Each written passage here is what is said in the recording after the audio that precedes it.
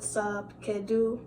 How are you guys doing? I'm back to YouTube and I am just ready to pick off where I left off. But before I do that, I kind of want to start with an update of where I've been, where I'm at, and where I hope to go with this channel. So starting off, it's been 3 years since my last video, which is about main character energy, and then the video before that was about how to register to vote, and then the video before that was pre-med advice, which was going to be the main subject of my channel.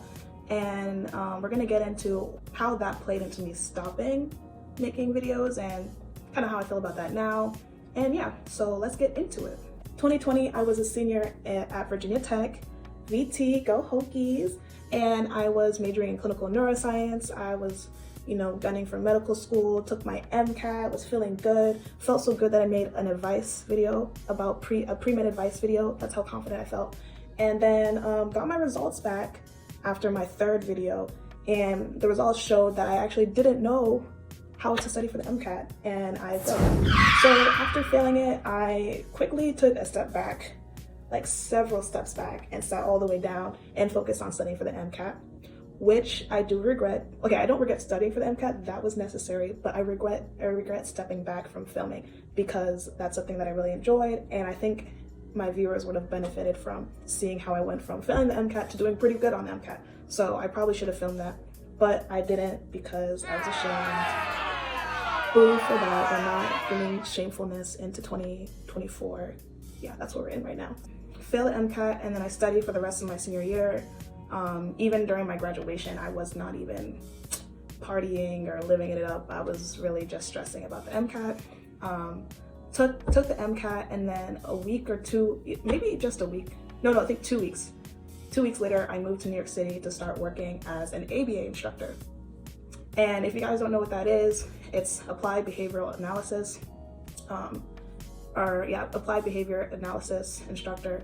And it's a form of teaching in order to help children and adults with autism to gain more skills and learn in school in a way that's research-based and proven to work for them.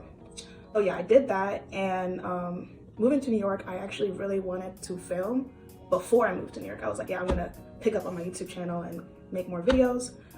But once I got there, I really just wanted to focus on living in the moment and kind of just enjoying living in that space for myself.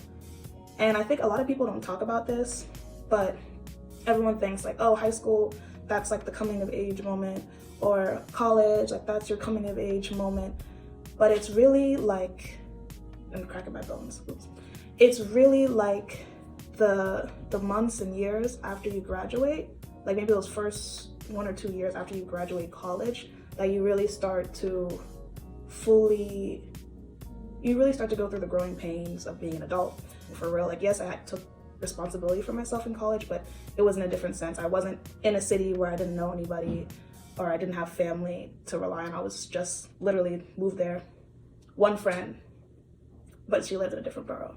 But shout out to her, Lenny. That was my one friend in New York at the time. But yeah, so I moved there by myself, and I think that when you're going through that moment as a young adult, it can be very difficult, and you really get to learn a lot about yourself.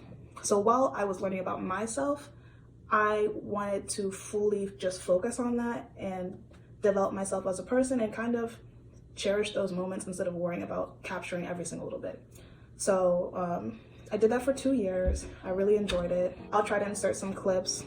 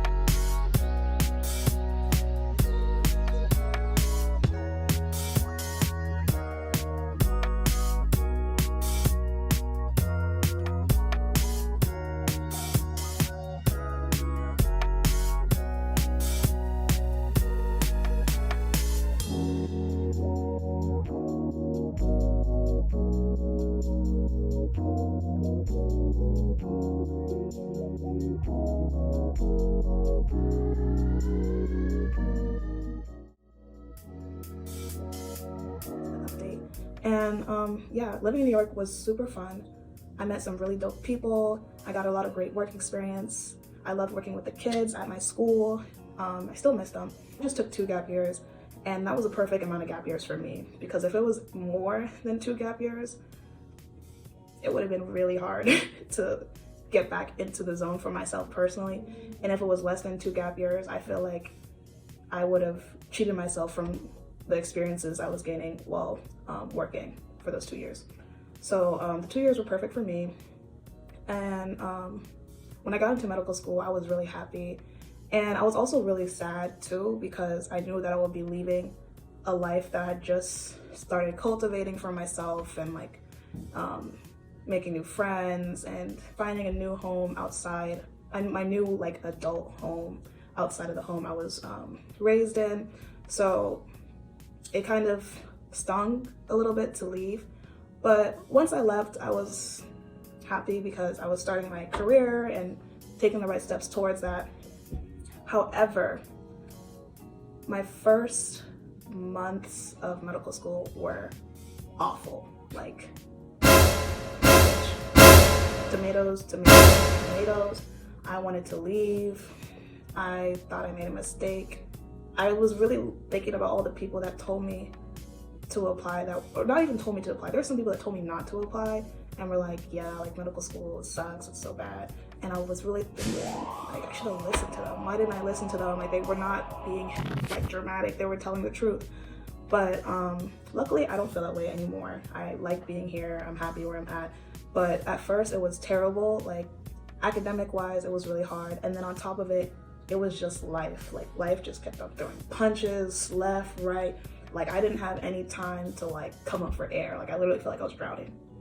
But then with help from my family and the connections I made with my church and my friends, like my support group at school, like all of that coming together really made me okay and like helped me to become a stronger person as well.